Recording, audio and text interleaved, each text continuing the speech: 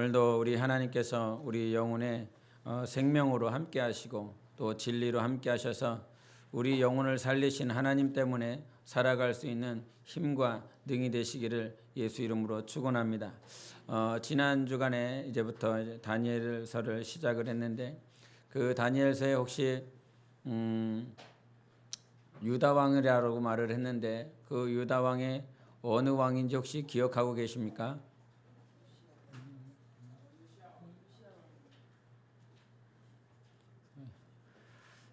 여호야김입니다.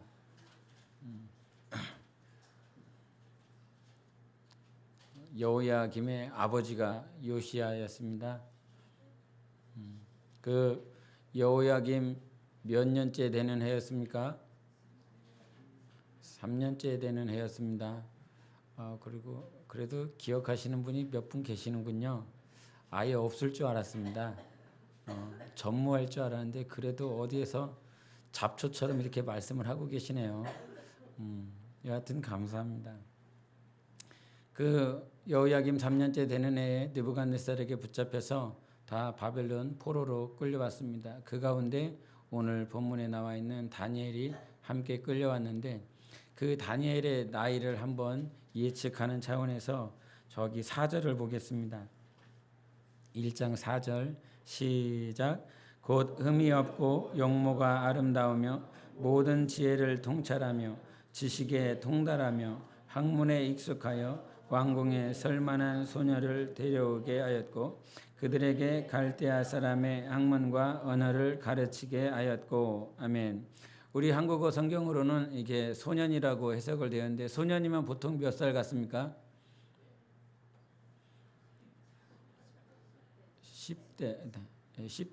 10대 맞습니다. 근데 이제 그 10대라고 그러면 우리가 소년이라고 그러면 어떤 칠드런 느낌이 이렇게 나는데 아이의 느낌이 나는데 소년보다는 이 유스라고 해서 청년 정도의 느낌으로 말을 하고 있습니다. 그런데 우리가 생각하는 청년의 그런 느낌은 이렇게 20대 뭐 군대에 갔다 와서 이렇게 아니면 대학을 졸업해서 뭐 그 정도의 청년의 느낌을 말을 하는데 여기서 청년의 이 당시 이스라엘 사람들 유대 사람들에게 청년은 그런 20대 초반 중반의 사람들이 아니라 10대 중후반의 사람들이었습니다. 그래서 혹시 여러분 이게 주일 낮에는 많이 피곤해 하시잖아요. 그러죠. 은퇴가 많이 피곤하대요. 한 주간 일을 해서 피곤하기 때문에 혹시 그 유대인들은 성인식을 몇 살 때 하시는지 아십니까? 성인식 16. 현섭이는 몇 살에 성인식 할 것 같습니까? 성인식이 뭔지 압니까? 성인식을 지금 우리 현섭이가 몇 살이에요? 12살. 만으로 12살에 하는 게 유대인들의 성인식입니다. 그러니까 현섭이가 한 살만 더 먹으면 성인식을 벌써 합니다. 장가가도 됩니다. 근데 그 당시에 이 소년이라고 하는 것은 이제 막 성인식을 좀 지난 친구들. 그러니까 보통 사람들이 이제 성경을 보면서 이 청년이라고 하는 이 나이를 보통 15, 14에서 한 20살 이 사이 때를 지금 말을 하고 있습니다. 그러니까 다니엘이 나이를 많이 먹은 게 아닙니다.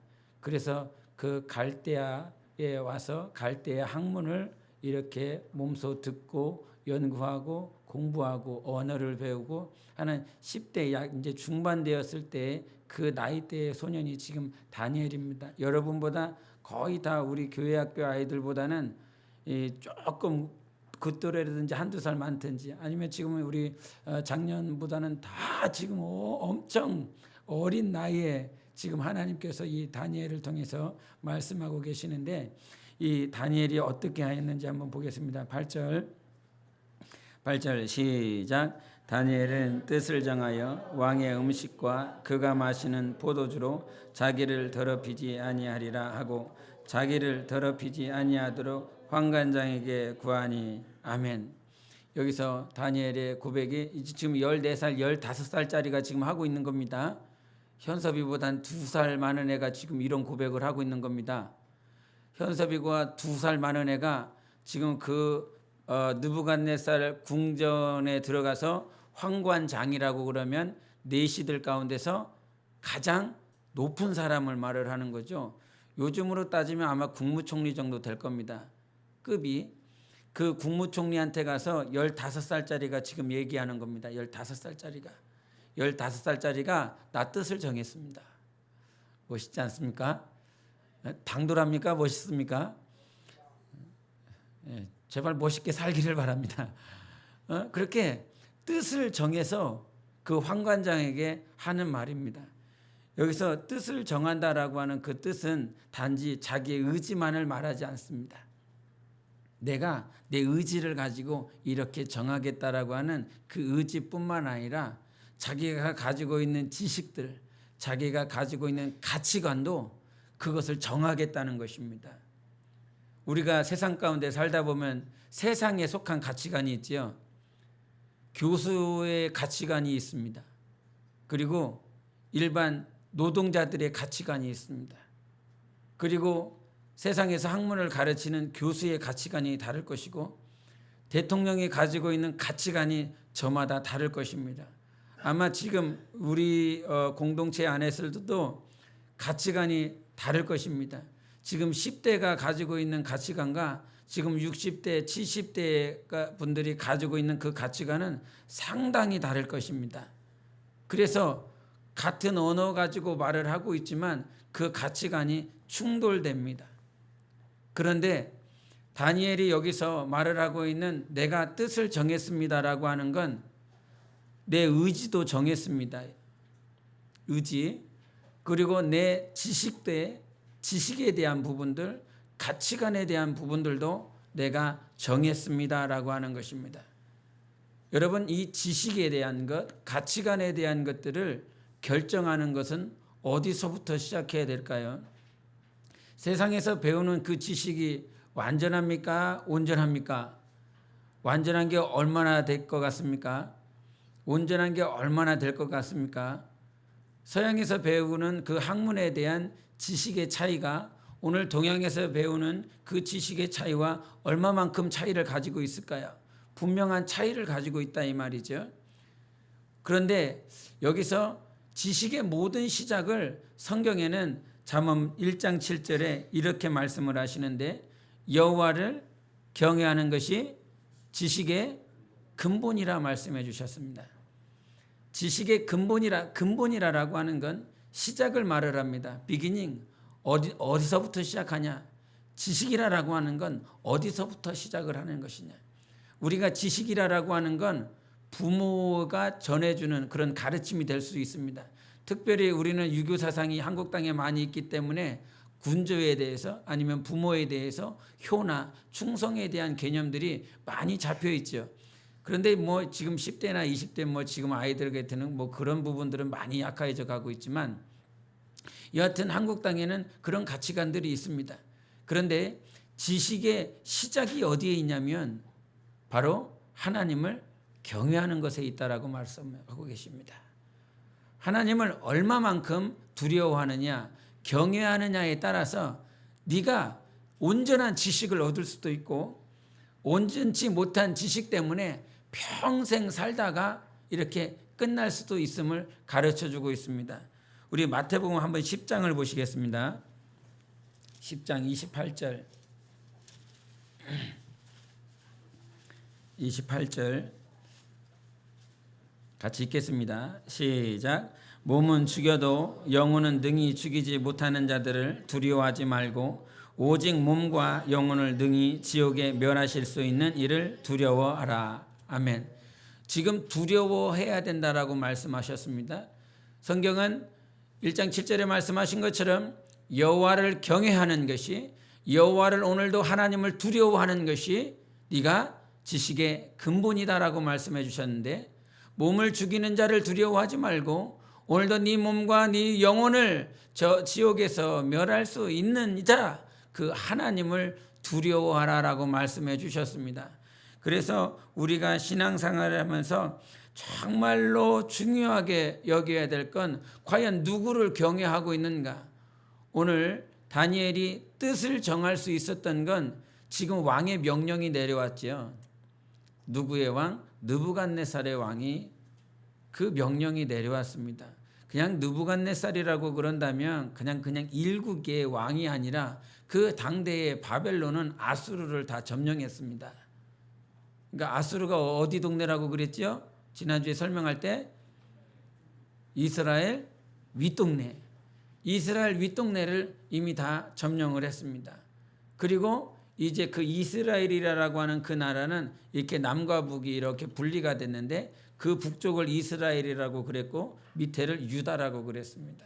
그래서 바벨론은 이미 아수르와 이 유다 위쪽에 있었던 북이스라엘을 다 점령한 상태인 것입니다. 그래서 어느 한 일국의 왕이 아니라 그 당시의 제국처럼 큰 영토를 가지고 있었던 가장 유명한 역사 가운데서도 기억하고 있는 왕입니다. 그런 왕이 지금 명령을 내려서 야, 너 이와 같이 갈대아 언어를 배워라, 학문을 배워라. 그리고 여기서 왕이 명령한 것 가운데 하나가 뭐냐면 내가 너에게 내가 먹는 음식을 내려줄게. 내가 먹는 포도주를 주고 내가 먹는 진미를 내가 너에게 줄 테니까 그것을 함께 누리자라고 말을 하고 있습니다.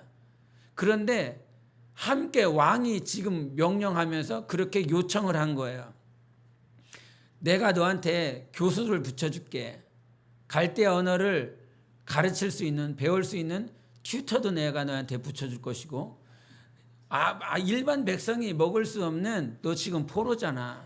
포로인데도 불구하고 왕이 먹을 수 있는 진미와 포도주를 너한테 먹여가면서 내가 너를 키우고 너 다 크고 나면 내 옆에 올 수 있도록 그렇게 만들어 줄게 하면서 그렇게 교육하려고 하는 그 상태인데 그 다니엘이 그 상태에서 뜻을 정했는데 어떤 뜻을 정했냐면 단 한 가지였습니다. 8절을 한 번 더 읽겠습니다. 시작. 다니엘은 뜻을 정하여 왕의 음식과 그가 마시는 포도주로 자기를 더럽히지 아니하리라 하고 자기를 더럽히지 아니하도록 환관장에게 구하니. 아멘. 오직 한 가지를 구했어요. 뭡니까? 다시 또 읽어야 됩니까? 어떤 뜻을 정했습니까? 예, 그렇습니다. 자기를 더럽히지 않는 것. 근데 자기를 더럽히지 않는다라고 하는 건 무엇 때문에 그럼 자기가 더럽혀지는 것입니까? 여기서 왕의 음식과 왕의 포도주로 말미암아 자기를 더럽히는 것. 왕의 음식과 왕의 포도주가 자기를 더럽힌다라고 하는 건 그 당시에 왕에게 다 상달되는 그 음식은 이미 제사를 다 지내고 바벨론 지역에 있었던 우상들에게 제사를 다 지내고 올라온, 그래서 왕에게 다 차려진 음식인 것입니다. 그래서 결국은 제사한 음식을 다니엘에게 그 가르침을 받는 자들에게 이렇게 나누어 주는 것이었거든요. 그런데 그것을 자기는 먹지 아니하고 자기를 더럽히지 아니하겠다라고 그와 같이 뜻을 결정했습니다. 그런데 여기서 이와 같이 뜻을 결정하였을 때 자기를 더럽히지 않겠다라고 하는 이 더럽히지 않겠다라고 하는 뜻은 인연을 끊겠다라고 하는 말을 가지고 있습니다. 그래서 가알이라고 그러는데 이 가알이라고 하는 말은 인연은 뭡니까? 그 원인과 이어진, 인연이라고 하는 건 사람과 관계 속에서 맺어진, 성립된 것이지요. 그런데 이 인연이라고 하는 연자를 보면 한자로 연자를 보면 그 왼쪽 좌편에 뭐가 있냐면 실사자가 있습니다. 실자가 있습니다. 실자가. 돌아가서 찾아보세요. 그 연자를 보면 왼쪽에 실자가 있는데 그건 뭐냐? 그 실을 인연을 끊다라고 하는, 더럽히지 않겠다라고 하는 그 말은 그것을 확 끊어내 버리겠다는 것입니다. 지금 자기를 더럽히는 것이 있다면 내가 그것을 다 끊어내겠다는 거예요. 몇 살짜리가요? 15살짜리가요. 그 15살짜리가 자기를 끊어내면서 그와 같이 살아가겠다라고 하는 것입니다. 그런데 그와 같이 뜻을 결정하고 결의를 하고 그렇게 살아가려고 하지만 실상 세상은 내가 하나님의 뜻대로 살아가리라고 하는, 자기를 더럽히지 않고 살아가겠다라고 하는 그 뜻에 많은 방해들이 있습니다. 그 방해들을 어떻게 하면 이기며 살아갈 것이가, 그것이 신앙생활이고 영적 생활인데, 우리가 실제적으로 뜻을 결정하고 내가 그렇게 살아가리라 결정하고 다짐을 해보지만 정작 삶 가운데 늘상 넘어지는 것이 우리의 삶인 것이지요. 나 이렇게 살 겁니다. 나 이렇게 결정하고 살아갈 것입니다 라고 많은 결정들을, 계획들을 세웠지만 삶 가운데 적용하지 못하고 삶 가운데 그렇게 성취시키지 못하는 삶을 살아가고 있습니다. 우리가 하나님 안에서, 예수 그리스도 안에서 뜻을 정하였다면 우리가 반드시 해야 될 것이 있는데, 그것은 하나님께 구하는 삶을 살아가야 되는 것입니다. 하나님 앞에 기도하지 않는 삶을 산다면 자기가 아무리 뜻을 정하고 내가 이렇게 살아가리라 결정했다라고 할지라도 절대로 그 결정한 대로 살아갈 수가 없습니다. 그래서 오늘 다니엘이 내가 그렇게 결정하면서 살아가겠다라고 하며 처음으로 한 것이 무엇이냐면, 우리 8절 후반절을 보겠습니다. 8절, 자기를 더럽히지 아니하도록 환관장에게 구하니, 이렇게 말을 했습니다. 여러분, 여기서 구한다라고 하는 것은 요청하는 거예요. 부탁하는 거예요. 그런데 이 요청하고 구할 수 있는 것이 그냥 환관장에게 구했다라고 하는 것이 아니라, 내가 그냥 사람에게 구했다라고 하는 것이 아니라, 9절을 보면 다니엘이 어떻게 했는지를 알 수 있는데, 하나님이 다니엘로 하여금 환관장에게 은혜와 긍휼을 얻게 하신지라 그랬습니다. 그 환관장에게 구할 수 있도록 누가, 하나님께서 이미 환관장에게 은혜와 긍휼을 얻을 수 있도록 하나님께서 역사하셨다라고 하는 것입니다. 그래서 다니엘이 그냥 요 말 8절과 9절 사이를 그냥 건너뛰면 그냥 다니엘이 환관장에게 가서 구하러 갔구나, 이게 아니라 먼저 하나님께 다니엘은 구하는 삶을 살아갔다는 것이에요. 자기의 뜻을 결정하고 반드시 구해야 될 분이 있는데 그분은 하나님이신 것입니다. 하나님께 먼저 구하고 그 구한 모든 것들을 하나님께서 은혜와 긍휼로 말미암아 그 환관장에게 마음을 열어주고 그 환관장을 그와 같이 인도해 주셨던 것은 하나님이셨다라고 하는 것이죠. 그래서 우리가 뜻을 결정했다면 여러분 절대로 먼저 하나님 앞에 무릎 꿇으십시오. 내가 무엇을 하든, 내가 학교에서 아니면 직장에서, 내 가정에서 그리스도 안에서 이루어지는 모든 뜻을 결정했다면 먼저 다른 것 하지 마시고 하나님께 먼저 구하는 삶을 살아가십시오. 마태복음 6장 7절과 8절에 말씀하신 것, 구하라, 찾으라, 두드리라라고 말씀해 주셨어요. 누구에게? 하나님께. 그런데 뜻은 결정했지만 내가 그렇게 살아보리라 말을 하지만 많은 크리스찬들이 기도하지 않는 삶을 살아갑니다. 교회 문에 이렇게 들어왔습니다. 내가 하나님 믿어봐야지, 내가 교회를 다녀봐야지 라고 하지만 많은 사람들이 그렇게 들어왔다 다시 교회 문 밖을 나가는 이유가 뭐냐면 그 의지가 없어서가 아니라 기도하지 않기 때문인 것입니다. 오늘도 고린도후서 4장 4절에 뭐라고 말씀하시냐면, 세상의 수많은 신들이 우리를 미혹하게 하여 하나님을 알지 못하도록 안개와 같이 뿌옇게 해주고 있다는 것이에요. 교회 문 밖에, 이게 문 안으로 들어왔었던 많은 자들이 있었습니다. 과거에 70년대부터 지금에 이르기까지 복음이 이 한국 땅에 뿌려지는 그 순간부터 지금에까지 많은 사람들이 교회 안에 들어왔지만 예수 그리스도를 만나지 못하고 문 밖으로 다시 나갈 수 있었던 건 유일한 것 단 한 가지였습니다. 기도하지 않았기 때문인 것입니다. 구하지 않았기 때문인 것입니다. 예수 그리스도가 날마다, 그분은 성령으로 사신 분이셨고 그분이 날마다 성령의 충만함을 누릴 수 있었던 건 단 한 가지였어요. 그가 새벽에 일어나 하나님 앞에 기도하는 삶을 살았고, 그가 하루 종일 사역을 하고 정말 지칠 대로 지친 그 육신을 가지고 그분이 나아갔었던 것은 그 산에 올라가서 다시 한번 하나님 아버지께 구하고 찾는 삶을 살아갔던 것입니다. 여러분 삶 가운데 예수 그리스도 안에서 어떤 일을 하기 위해서 결정한 것이 있을 것입니다. 내가 학교에 들어가리라, 아니면 내가 직장에서 이것을 하리라, 아니면 내 가정에서 이와 같이 나아가리라 라고 하는 결정이 있었을 것입니다. 그런데 그 모든 결정은 기도할 때 단단하게 세워지는 것입니다. 여러분, 다 바스러지게 되어 있어요. 사람이 계획할지라도 그 계획을 성취하시는 분은요, 하나님 한 분밖에 없거든요.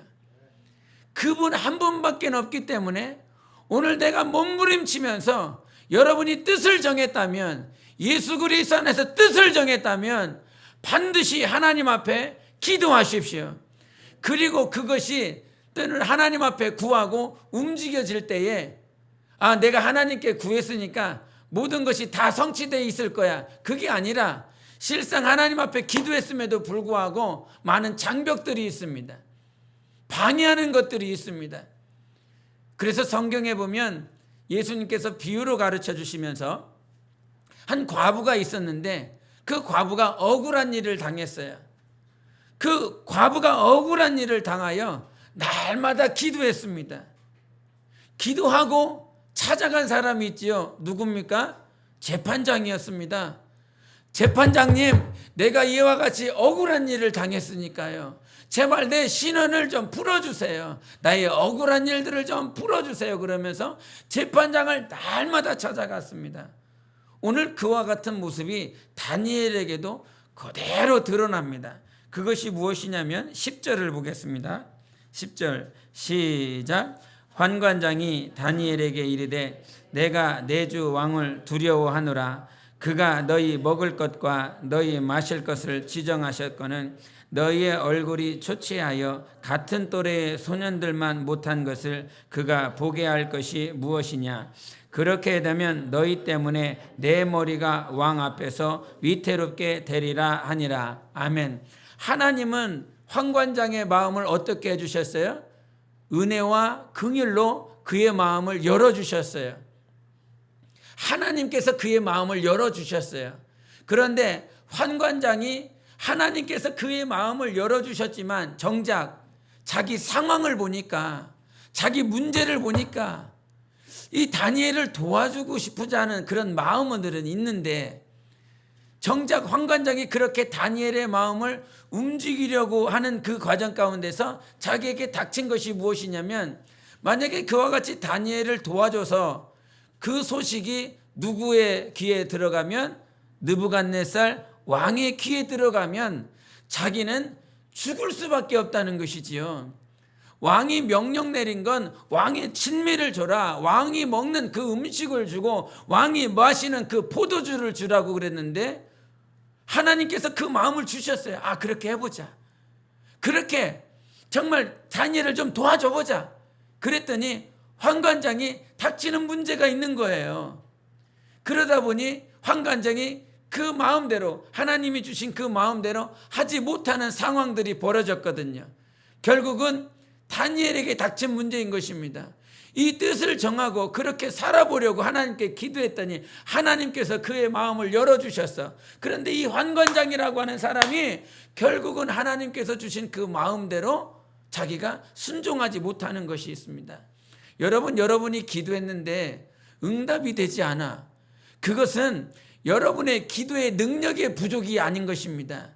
예수 이름의 능력이 부족한 것이 아닌 것입니다. 하나님께서 이미 기도응답을 하셨는데 그 가운데서 순종해야 될 자들이 순종하지 않고 있는 것이에요. 할렐루야. 그래서 하나님 앞에 또 기도하라는 것입니다. 하나님은 이미 기도응답 하셨습니다. 예수 이름으로 하나님께서 우리가 구한 모든 것들을 다 하시고 응답해 주셨습니다. 그런데 하나님께서 응답하시는 그 과정 가운데서 방해하는 존재들, 이 죽을 수밖에 없는 상황 때문에 하나님의 마음대로 하나님께서 주신 그 은혜대로 순종하지 못하는 자들로 말미암아 기도 응답이 더딘 것이에요. 기도가 나는 기도를 못하는 사람이라, 나는 믿음이 없어서가 아니라 하나님께서 우리에게 주신 절대적인 것이 무엇이냐면, 지난주에도 말을 했습니다. 하나님은 우리에게 예수 이름을 주셨어요. 그 이름으로 우리가 기도하는 것이지요. 어린아이도 누구 이름으로? 예수 이름으로. 어린아이와 같은 믿음을 가지고 있는 자도 예수 이름으로, 청년의 믿음을 가지고 있는 자도 예수 이름으로, 아비의 믿음을 가지고 있는 자도 예수 이름으로, 그 이름으로 기도하는 것이기 때문에 그 기도는 반드시 성취되는 것입니다. 그러나 우리가 지치지 말아야 될 건 그 중간에 하나님께서 응답하시고 너 이렇게 움직여야 돼, 너 이렇게 살아야 돼 그랬는데도 불구하고 그 중간에 자기의 목숨 때문에, 자기의 위협함 때문에 그것을 순종하지 못하는 많은 자들이, 그 단계들이 있다 이 말이죠. 그래서 우리가 주님의 뜻대로 사는 과정들 가운데서 부단히 하나님의 뜻대로 살아야 되는 그 환경 가운데서 끝까지 이겨야 되는 것입니다. 우리가 삶 가운데 이기지 못하는 부분이 어떤 부분이냐면, 다니엘이 환관장에게 이렇게 부탁했을 때 그 환관장의 목숨이 어떻게 되는 겁니까? 위협함을 당하게 되지요. 그러면 여러분 그냥 다니엘 얘기라고 이렇게 듣지 마세요. 여러분 얘기라고 한번 해보세요. 이제 곧 있으면 7월 달 말에 이제 8월 초에 이렇게 수련회를 갔는데, 수련회를 시작하다 보면 여러분들이 직장을 다니기 때문에 그 휴가 기간이 맞지를 않습니다. 어떤 분들은 맞지를 않아요. 그 휴가 기간에, 그 수련회 기간에 딱 맞으면 아무런 문제가 없는데, 그거 맞지 않으면 여러분 어떻게 해야 됩니까? 아마 여러분 직장에 있는 상사들한테 나 이때 교회에 수련회 있는데 이거 좀 일정을 좀 변경해 달라고, 이거 어떻게 해서든 좀 해보기 위해서 여러분이 아마 부탁을, 요청을 아마 해야 될 것입니다. 그런데 여러분 기도하지 않으면 그렇게 부탁하고자 하는 마음이 생길 수 있겠습니까? 결단이 안 됩니다. 절대로 안 됩니다. 왜냐하면 그 부탁을 함으로 인해서 그 회사의 주변의 일들이 꼬일 수 있거든요. 내 계획에, 내 뜻에 맞춰서 그 사람에게 미안한 부탁을 해야 되고, 또 그 일정에 어떤 사람은 자기 계획을 가지고 있는데 그 계획 때문에 흐트러질 수 있는 그런 상황들이 맞닥뜨려지기 때문에 아마 여러분은 그 상사나 누군가에게 말하기가 참 부담스러울 것입니다. 다니엘의 모습이나 환관장의 모습이나 동일한 상황들인 거예요. 그런 어려운 순간들이 있다 이 말이죠. 그런데 뜻을 결정하고 하나님 앞에 구하는 자들을 하나님께서 반드시 인도하여 주시는 것입니다. 그러므로 지치지 말고 오늘도 하나님 앞에 구함으로 하나님의 뜻, 하나님께서 내게 주신 그 뜻을 이루어 나갈 수 있도록 계속 구하는 삶을, 끝까지 포기하지 않고 끝까지 이루는 삶을 살아가야 되는 것입니다. 그래서 야고보서 1장 4절을 한번 보십시다. 야고보서 1장 4절.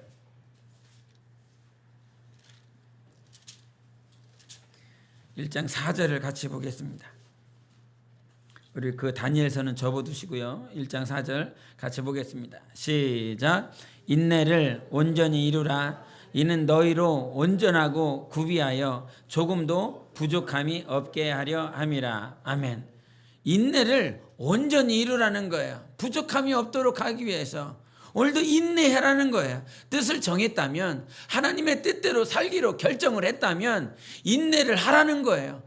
영생이라고 하는 그 목표를 향하여 나아가는 데 있어서 많은 사람들이 그 예수 그리스도 영생을 향하여 가기는 넓은 길이 아니라 좁은 길이기 때문에 지치고 때로는 낭망하고 절망해서 포기하는 이들이 참 많이 있다는 것입니다.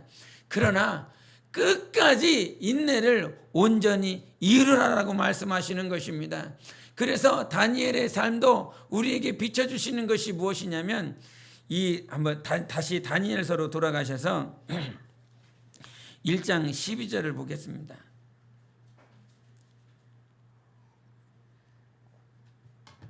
1장 12절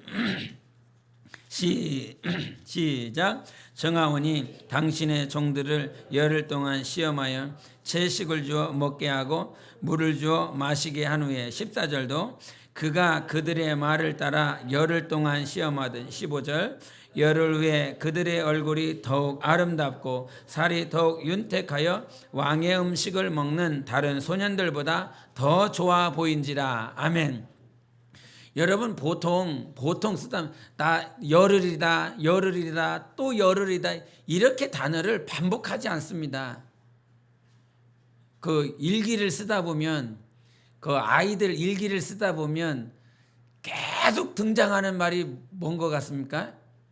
나는 그렇습니다. 나는 예반이 가끔 일기를 쓰다 보면 나는 근데 한 문장 이게 한 줄에 나는이 한 문장이 한 중간 정도 가 있는데 다시 또 나는 두 번째 줄도 나는 그래서 그 한 페이지에 나는이라고 하는 단어가 참 많이 있습니다. 아직 이게 어느 단계에 오르지 못했기 때문에 나는을 계속 쓰는 거예요. 그래요, 네가 한 거 알아. 나는을 쓰지 말고 네가 한 거 아는데 뭘 자꾸 나는을 쓰냐고 이렇게 선생님들이 강조하죠. 그런데 성경에서 바보가 아닌 이상 이게 지혜가 없는 그런 참 이게 약간 떨어지지 않는 이상 열흘 이렇게 계속 강조하지 않거든요. 그런데 성경에서 계속 열흘을 이렇게 말을 하고 있는 이유는 이 10이라고 하는 열흘이라고 하는 숫자는 어떤 숫자를 성경을 통해서 우리에게 말을 하냐면 하나님께서 마침내 열매를 맺기 위한 하나님의 인내하심과 하나님의 그 인내를 통해서 열매를 맺는 과정을 우리에게 보여주시기 위해서 열흘이라는 10이라고 하는 완전수를 보여주십니다. 우리가 계시록 2장에 보면 어떤 교회가 나오냐면 서문학교회가 나와요. 그런데 그 서문학교회에게 시험이 있다라고 하는 거예요. 환란이 있을 거라는 거예요. 너희가 충성되고 정말 하나님의 뜻대로 살아가고 있는데 너희들에게 잠깐 환란이 있을 것이다. 며칠 동안이에요?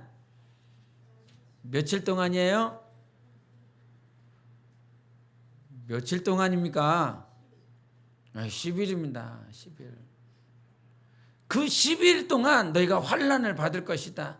근데 그 10일 동안 환란이 끝나면 내가 너에게 영광으로 생명의 면류관으로 갚아주리라 말씀하시는 거예요. 그리고 10이라고 하는 그 숫자 애굽에서 몇 가지 재앙이 있었습니까? 10가지 재앙이 있었죠. 그 10가지 재앙이 끝나면 하나님께서 인도하시고 하나님께서 그들을 구출해내시고 하나님의 백성으로 살아갈 수 있도록 구원의 역사를 이루실 거라고 말씀해 주셨어요. 예수님께서 40일 동안 제자들과 함께 있었습니다. 그리고 예수님께서 부활하셔서 오순절 되는 날에 성령을 부어주셨어요. 예수께서 부활하시고 며칠 지나서 승천하시고 10일 후에 성령이 임하셨어요. 나발이 포도원 때문에 그 다윗을 아주 개망나니로 취급을 했습니다.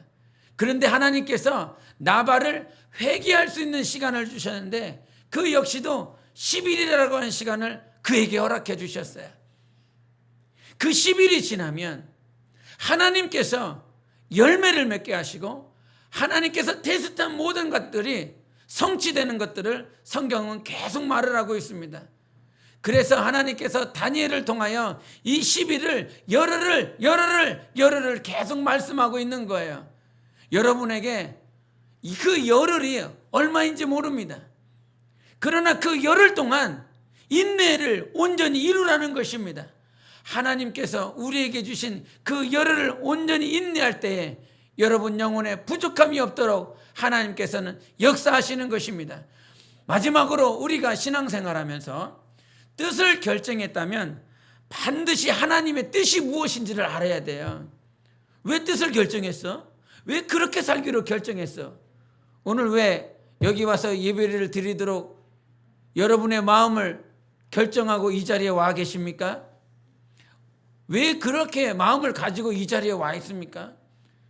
그냥 교회 그냥 하나님 그게 아니라 우리가 정말 뜻을 결정할 수밖에 없는 것은 하나님의 뜻이 무엇인지를 알아야 되는 것입니다. 하나님의 뜻이. 우리 15절 한 번 더 읽겠습니다. 15절 시작. 열흘 후에 그들의 얼굴이 더욱 아름답고 살이 더욱 윤택하여 왕의 음식을 먹는 다른 소년들보다 더 좋아 보인지라. 여기서 말씀하시는 것이 무엇이냐면 열흘이 지났어요. 열흘이 지나고 나니까 어떤 결과가 나왔습니까? 열흘이 지나고 나니까 네. 여기 오른편은 왜 이렇게 잠잠하십니까? 오른편은 상당히 이게 잠잠하신데 상대적으로.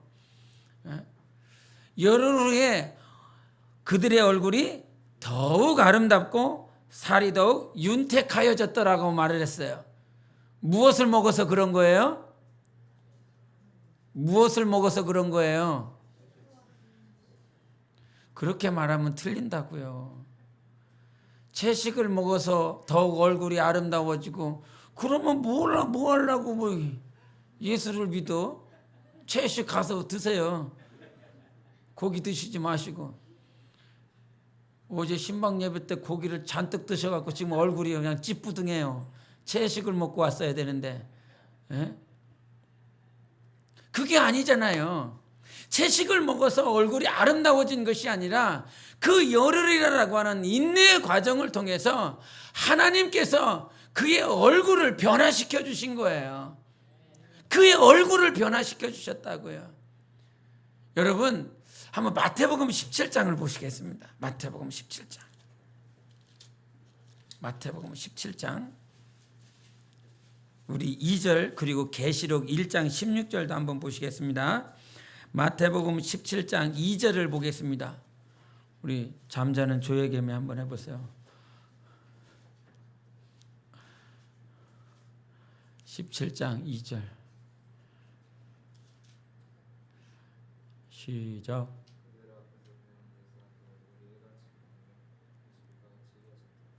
아멘. 베드로의 얼굴이 변형된 거지요? 잠자고 계시니까 지금 깨우기 위해서 헛소리를 막 목사가 해대고 있습니다. 누구의 얼굴이 변형된 거예요? 예수님의 얼굴이 변형되었어요. 예수님의 얼굴이 변형되었으니까 빛으로 영광으로 충만하니까 이 육신을 가지고 있는 베드로의 눈은 그 영광으로 충만한 변형된 예수 그리스도의 얼굴을 볼 수가 없게 되었어요. 한 번 더 계시록 1장을 보겠습니다. 계시록 1장 우리 16절을 보시겠습니다. 1장 16절 같이 읽겠습니다. 시작. 그의 오른손에 7별이 있고 그의 입에서 좌우에 날선검이 나오고 그 얼굴은 해가 힘있게 비치는 것 같더라. 아멘. 그냥 예수님의 제자들은 예수님의 얼굴을 보면서 평상시에 볼 때는 그냥 인자인 거예요. 사람 얼굴인 거예요. 여러분 오늘 막 화장하고 뭐 로션이라도 바르고 이렇게 오셔서 반짝반짝 하잖아요. 근데 그 당시에 무슨 로션이 있겠습니까? 화장품이 있겠습니까? 주위에서 제자들이 본 예수님의 얼굴은 그냥 흠모할 만한 모양 없는 그런 얼굴인 거예요. 그런데 하나님께서 예수 그리스도의 참 얼굴을 그 변형산상에서 보여주셨어요. 예수님의 진짜 얼굴을. 할렐루야. 예수님의 참 얼굴을 보여주셨어요. 예수님의 참 얼굴을 비춰주시니까 육신의 안목을 가지고는 도저히 바라볼 수 없는 예수 그리스도의 완전하시고 온전하신 영광의 왕의 얼굴을 그가 바라볼 수가 없었습니다. 우리 육신은 예수 그리스도의 그 얼굴을 바라볼 수가 없어요. 예? 채식 먹어서 다니엘의 얼굴이 변화된 것이 아니라 그 얼굴을 변화시키시는 하나님이 계시다는 거예요. 할렐루야. 그 얼굴을 변화시키시는 하나님이 계십니다. 여러분 모세가 어느 산에 올라갔죠? 시내산. 그리고 다른 산 시내산 말고 또 다른 산. 호렙산. 호렙산하고 시내산은 다른 산.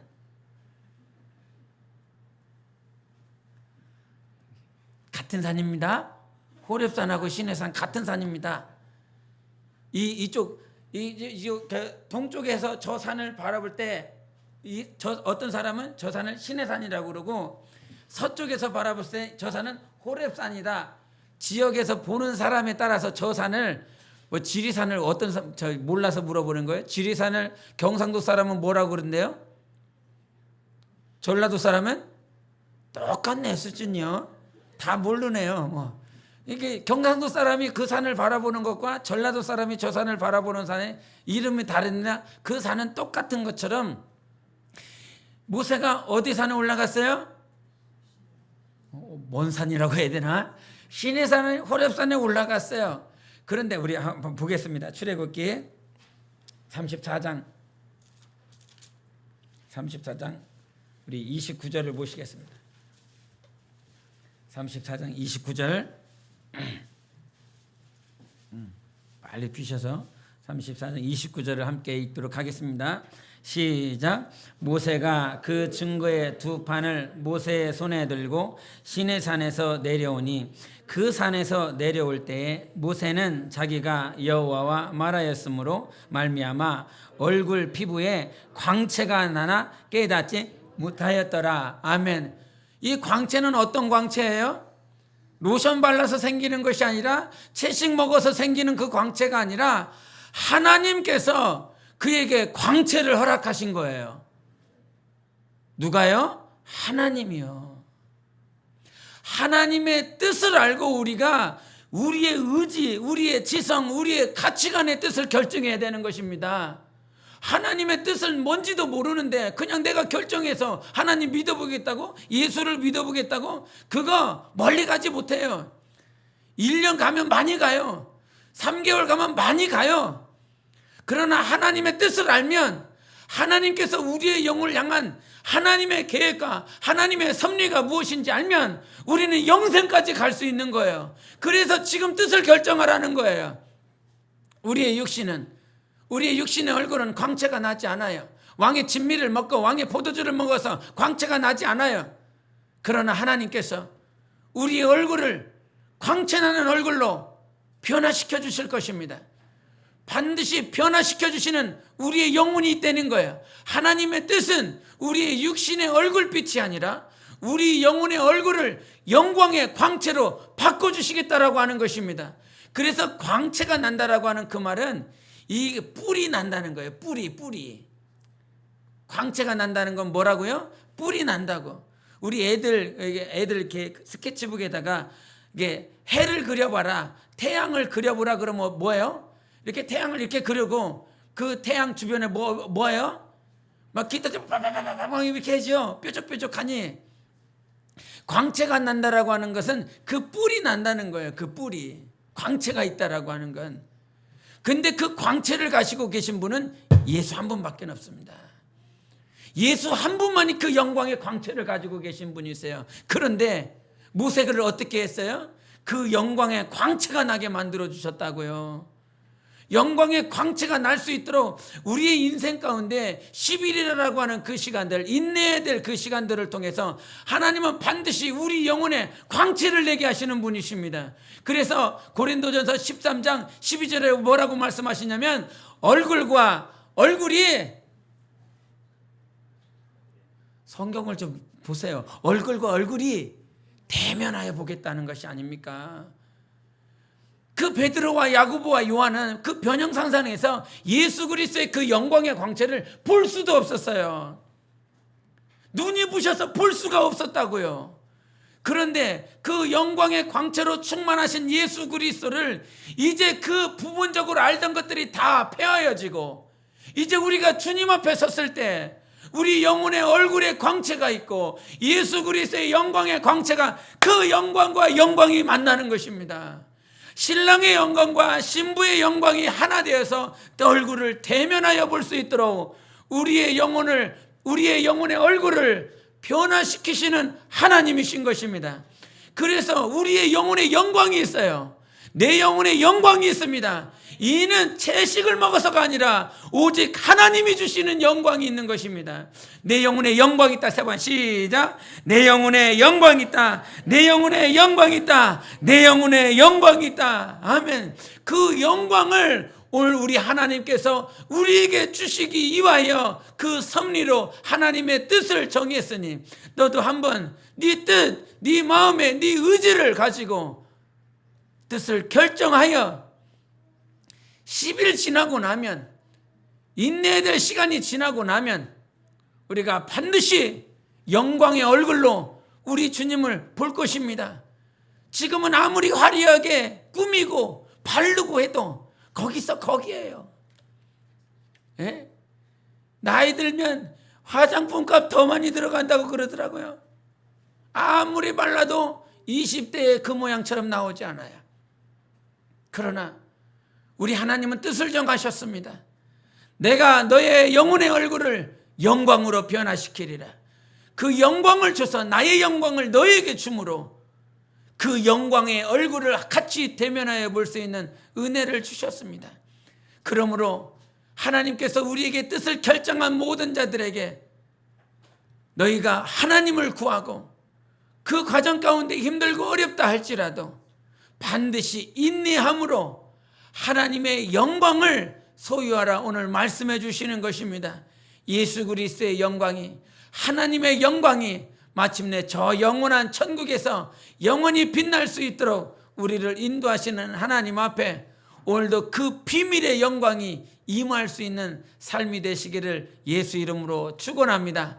함께 기도하시겠습니다. 이 시간 기도하실 때 하나님은 오늘도 내 영혼에 하나님의 영광으로 내 나를 변화시켜 주시기를 원합니다. 그의 얼굴이 변형되사 나의 영혼의 얼굴이 이 시간 변형되게 하소서. 오늘도 하나님으로 말미암아 정말 세상의 모든 시름과 걱정과 근심으로 인하여 내 육신의 얼굴은 그렇게 찌들어 있으나 오늘도 하나님 내 영혼의 영광을 주셨사오니 하나님의 영광으로 나의 영혼이 변형될 수 있도록 성령의 역사가 있도록 함께 예수여 외치고 기도하시겠습니다. 예수여.